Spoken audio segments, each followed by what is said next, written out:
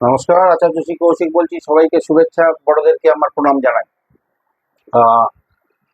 1431 বাংলা নতুন বছর পড়ে গেছে। আর এর মধ্যে বৃহস্পতি রাশি পরিবর্তন করেছে গত 1লা মে। তা বৃহস্পতি রাশি পরিবর্তনের ফলে 1431 বৃশ্চিক রাশির কেমন যাবে সেটা দেখে নেব। রাশির চতুর্থে শনি, পঞ্চমে রাহু, সপ্তমে বৃহস্পতি, আর একাদশে কেতু রয়েছে বর্তমানে।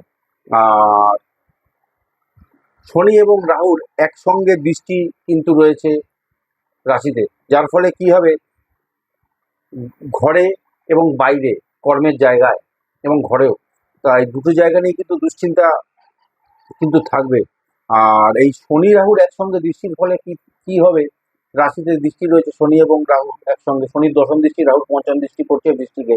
যা তার ফলে কি হবে না, এটা চাহিদা তুলনায় পাওনা কিন্তু অনেক কম থাকবে। যা চাইবেন, মনে যা চাহিদা থাকবে, সবকিছু কিন্তু যে পাবেন তা কিন্তু নয়, অনেক কিন্তু অসম্পূর্ণ থাকবে, অনেক পাওনা। সব কাজে খুব ধীর গতিতে বাধাপ্রাপ্ত হতে হতে এগোবে। সামাজিক যোগাযোগ কমবে, বন্ধু বিচ্ছেদ ঘটতে পারে, সন্তানকে নিয়ে, সন্তানের আচার আচরণ মতিগতি নিয়ে চিন্তায় থাকতে হবে। কর্ম সংক্রান্ত বিষয় বেশ কিছু সময় ভালো, আবার বেশ কিছু সময় খারাপ, এরকম একটা সিচুয়েশন, এরকম একটা অবস্থা কিন্তু চলবে। আর অপ্রয়োজনীয় খরচ যদি করেন, প্রয়োজনের অতিরিক্ত খরচ যদি করে ফেলেন, তাহলে কিন্তু পরে ভুগতে হতে পারে, পস্তাতে হতে পারে। এটা মাথায় রাখবেন। ধৈর্য এবং কঠোর পরিশ্রম কিন্তু আপনাদের এবছর কিন্তু সফলতায় পৌঁছে দেবে, এটা মাথায় রাখবেন। কঠোর পরিশ্রম সবাই করে, তাও সফল হতে পারে না। ধৈর্যটা বজায় রাখুন অন্তত। ধৈর্য যদি পেশেন্স রাখতে পারেন, তার সঙ্গে যদি পরিশ্রম দুটো একসঙ্গে যদি মেশাতে পারেন, তাহলে কিন্তু উন্নতি এবং সফলতা দুটোই আপনারা পাবেন এবছরে। এবছর নতুন কিন্তু কর্মসংস্থানের যোগ রয়েছে। নিজস্ব পেশায় যারা যুক্ত আছেন, ব্যবসা বা অন্যান্য ক্ষেত্রে যারা যুক্ত আছেন, তাদের জন্য কিন্তু খুব খারাপ যে তা নয়, তবে একটু ধৈর্য, আগে যেটা বললাম, একটু ধৈর্য রাখতে হবে, একটু পেশেন্স রাখতে হবে আপনাদের, এবং পরিশ্রমটা করে যেতে হবে। যারা administrative, medicine, banking, finance, aviation, automobile, biochemistry, biotechnology, research, fishing বা জল সংক্রান্ত কাজের সঙ্গে যুক্ত, তাদের জন্য কিন্তু খুব ভালো। এটা কিন্তু মাথায় রাখতে হবে, তাদের জন্য কিন্তু ভালো। এটা আমি অন্য চ্যানেলে আমি বলেছি এর আগে, আমার আরেকটি চ্যানেল আছে, ইউটিউব চ্যানেল, সেখানে কিন্তু আমার বলা ছিল এটা। বর্তমানে বৃহস্পতি সপ্তমে রয়েছে, আর অর্থের রাশিতে বৃহস্পতির দৃষ্টি আছে। তা অর্থের জায়গাটা খুব খারাপ থাকবে না, ভালোই থাকবে, তবে খরচও কিন্তু বাড়বে। সন্তানের জন্য এবং নিজেদের চিকিৎসার জন্য, ঘরের সদস্যদের চিকিৎসার জন্য কিন্তু খরচ খরচা বেশি পরিমাণ হবে। সম্পত্তি কেনা বেচা দুটোই ঘটতে পারে, সম্পত্তি কিনতেও পারেন, বেচতেও পারেন, এরকম কিন্তু পসিবিলিটিস আছে, যা গ্রহের অবস্থান আছে। আর সঞ্চয়ের চেষ্টা করবেন, সঞ্চয় কিন্তু বা সেভিংস কিন্তু অনেকটা কম হবে, প্রয়োজনের তুলনায় অনেকটাই কম। যা আসবে সব কিন্তু বেরোবে, খরচা হয়ে যাবে। এর আগে আমি বলেছি, প্রয়োজনীয় অতিরিক্ত খরচা করলে কিন্তু পরে পস্তাতে হবে।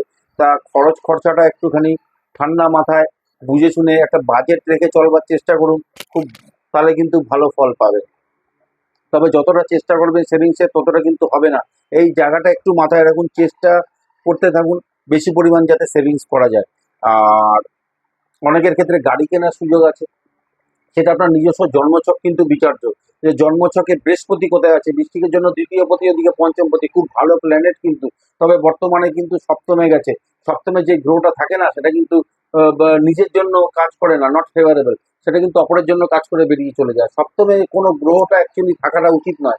সপ্তমপতি নবমে, সপ্তমপতি দশমে বা একাদশে থাকলে খুব ভালো রেজাল্ট দেয়। আর দ্বিতীয় পতি সপ্তমে গেছে, ষষ্ঠে ছিল কিন্তু খুব ভালো জায়গায় ছিল। তা এখন সপ্তমে গেছে, কিছু ব্যয় ব্যয় আননেসেসারি কিন্তু ব্যয় হবে, এই জায়গাটা মাথায় রাখবে।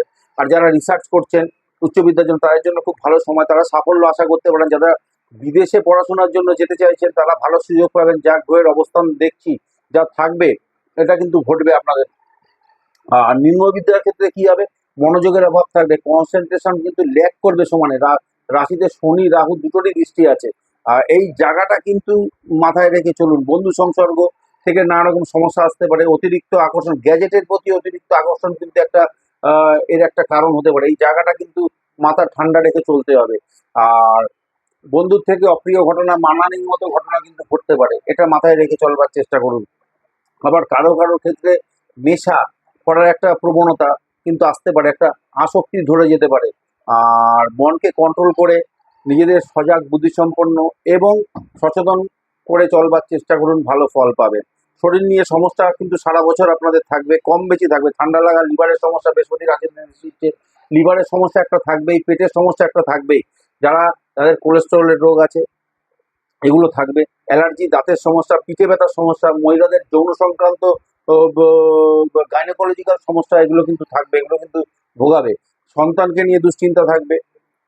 এই গেল হচ্ছে বৃশ্চিক রাশির।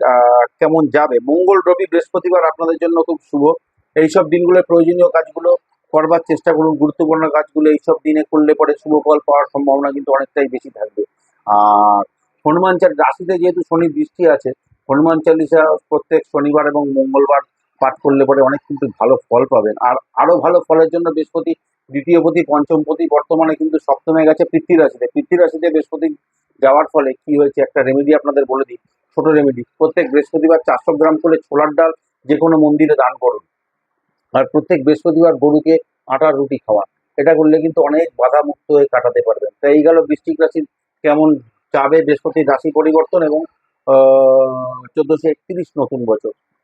ধন্যবাদ, নমস্কার, ভালো থাকবেন, সুস্থ থাকবেন।